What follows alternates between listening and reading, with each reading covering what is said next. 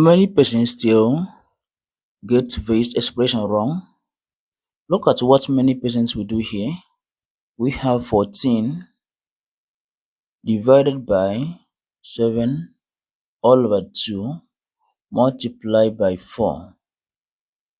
Now, right here, they will start with this. And here, 2 divided into 7 and 2 into 4, that is 2. And the expression becomes 14 divided by 7 multiplied by 2. Then, at this point, they will consider this. Now, the expression becomes 14 divided by 7 times 2, that will give 14. Then, lastly, here, 14 divided by 14, that gives 1. But this answer is wrong. Therefore, this first approach here is completely wrong. Don't make this mistake. Now, to simplify this correctly, we are going to have this. We have 14 divided by 7 over 2 multiplied by 4. Right here, we are going to follow this order of operation, MDAS.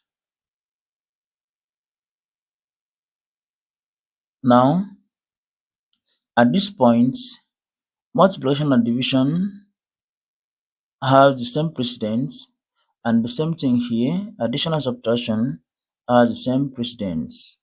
Then at this point, following this order, you are going to first of all consider division, because division is of higher priority than the multiplication. When as such, we start with this.